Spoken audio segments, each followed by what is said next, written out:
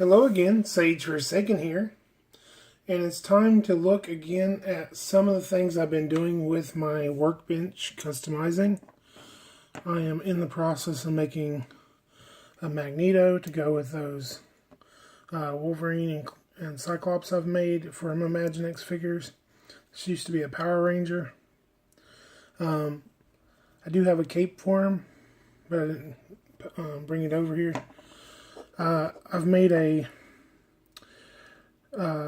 Sentinel skull out of an old Iron Man head. That was like an opening closing Iron Man head. I don't know why it opened and closed, but it was. And, I added some wires and stuff to it. It looks really beat up because of the paint apps I did. I'm not sure if it's too beat up. It just depends on what the background scene would be. But I think it's pretty cool looking. Though I'd like to do something to make the eyes have a very tiny flick of color in them. Kind of give you an idea. The Iron Man's, this head is actually bigger than these Iron Men that are this size. So it looks really good with the 4-inch figures. Though it's still a little small to... it's probably okay size to fight for the Legends, but it's still a little small. I've made, of course, a Mario Kart out of a, core action figure. And, I've got a Ninja over there. It's not really done. Paint apps still need work. But one thing I'm running into is I'm making a lot of core action figures, customs, and I was making these, and of course, since I go over a lot of the information about the core in my videos, most of you probably know, if you watch my videos on a regular basis, that the core is actually about to release some new figures. Here's another figure. One of the things they're doing when they release these new figures is they're going to be making 3-packs again, much like they do now, where some of the figures you'll be able to buy other ways, but they'll be making these 3-packs where basically, with the sculpting on the head, sometimes it makes it harder for them to stand upright normally. It's actually one of the things we're going to talk about. Basically, with the 3-packs, they're putting out some of the old core figures again. And one of the most common core figures that have been out for a long time is the Rucker figure. The Rucker figure has this ball neck that's different than, this is not the Rucker head, but it's basically like this, where it's got a ball neck that goes down into the body. And it's different than other figures because of that. Well, this is going to be released with the same one that is going to have the... it's going to have the Build-A-Figure with it. Not the Build-A-Figure, the Army Builder. So build is right, but not the right build. Army Builder figure. So basically you have these figures. Oh, here's another figure. I've made using a rain head. I'm going to sculpt the straps to hold this on. Kind of cover where the ponytail was with that. Or I'll make it a helmet, I'm not sure. I found an old figure that was broken from that movie where the robot was fighting for the kid and stuff. And of course, I've turned an old diver into more of a AIM soldier head. So I'm interested to see where that's going to go. Anyway, back to my point. Because Rucker is such a common figure, and it's going to be with the Army Builder, I was like, we're going to end up with a lot of Ruckers, and one of the static figures, of course. So I was like, let's go ahead and start thinking about customizing using only heads that have that same ball joint. to make a army builder head. And then I talked to a guy about casting it. He said he'd charge $30 for the casting and then $4 per head. So these are some of the things I've been working on. This one, I feel like, unless I do some major resculpting, is a failure. Because if you look at him next to any other core figure, his head is way too small. And then when I popped it on top of that neck to make it where it would go into that neck hole, the neck looks huge compared to the face. So unless I sculpt over the whole head, at least give him a lower jaw that's really big, and maybe sculpt the helmet down a little bit further, I don't see that one being the one I send off at all. This one is cool, but the idea is to make an army builder. So my concern there is, of course, even though this is really a cool sculpt, it looks a lot like the Acid Rain figure they have, where he's got a gas mask on and some wild hair.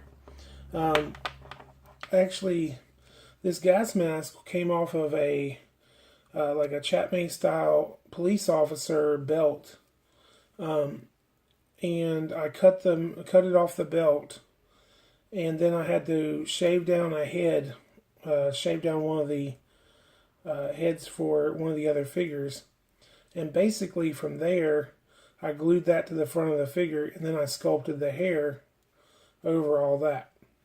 So basically that's how I made that figure head. The only problem with this figure, if I were using it for the Rucker, is not only is it not going to be a generic army builder because he's just too cool, is that it's a little tight with the sculpt to turn his head both ways with that hoodie that the Rucker figure has on. This is the actual mold, same mold as Rucker figure. This is another Rucker figure, just not the green version that's coming out now. This is an older version of Rucker right here. So, what I think is the winner so far is they had this figure called Firestorm. And Firestorm had a cool helmet on, but he had these god-awful teeth. Like, there's no way, like a face only a mother could love. So I sculpted a mask down, and I added in some detailing. Really, sorry, I'm having a focus. Adding some detailing so that the mask would look cool and everything, and still fit. I had to shave the neck a little bit because it was a little tight on this Rucker head body. See, this is the Rucker body that comes out now, just painted different, same exact sculpt. So basically the only thing I have to wonder is I'm trying to decide if where the hair shows, I should go ahead and shave that off so that all my figures will have the same look, or if I should keep it separate so I could paint the hair slightly different colors, so that basically you can tell it's different people under that mask, but basically you still get an army builder. The only thing, if I shave the hair off, I won't have to paint anything except for maybe this part, the goggles, and then just hit it with some dry brushing to make it the sculpt pop. Whereas if I leave the hair there, I don't feel like you almost have to paint the hair, because it would look weird if the hair was the exact same color and shiny plastic as the helmet. So there's that. I like what I did with this rain head here, and I've got this blank. I'm thinking about trying to do something similar here on this other ball jointed head. This is a different body mold, but it's used the same style neck joint. But that's that's going on there. Now I showed these earlier, but in one of my previous videos I showed where I was making this figure, and this is my bigger Sentinel. It is, of course, from an Iron Man base. I added a lot of sculpting to it. If you find my Gwenpool workbench video, you'll be able to see, basically more about this and the sculpting and everything, because you can see it's pretty much all sculpted by me, except for various parts in the back a little bit. But most of it's almost all my sculpting. And I'm really proud of how it turned out. I think it really looks good, especially with the paint apps and everything. And there's the eyes, glowing orange eyes I was talking about. For this head, I thought about just having a fleck of orange in the eyes so that you could tell it wasn't quite dead yet. It wasn't really dead. Or maybe just one eye. And then, of course, what I'm making with this other figure is I'm making a Destiny style Titan. I got his armor here. I'm getting a different shoulder pad, so they have different, like they have a tendency to not have asymmetrical design with the Destiny figures. I think I may just throw a belt on this guy and be done with it. With some paint apps, he'll look enough different from Iron Man that I might just do that. The only thing is I'll probably shave off these pegs and sculpt fur collar on him, because I think the Destiny figures fur collars look cool for the Titans. Anyway, that's my workbench video. If you like my videos about my customizing, be sure to like and subscribe, because of course this is my hobby. This is why I do these other toy videos at all, because I was looking for toys.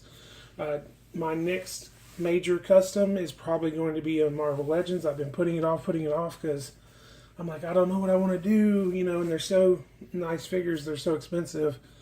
I don't want to ruin a cheap, you know, figure, but I've got some from Ross for $7-8, so I'm not that worried about it. But it's also like, what am I going to do that's worth doing? One thing I think I'm going to be doing is making some ninjas. I saw some ninjas that some people have made from the Baron Mordo figure, and I think that's probably what I'll be doing, because it'd be great to have some ninjas to fight my Wolverine. Anyway, have a great day again, and thanks for watching.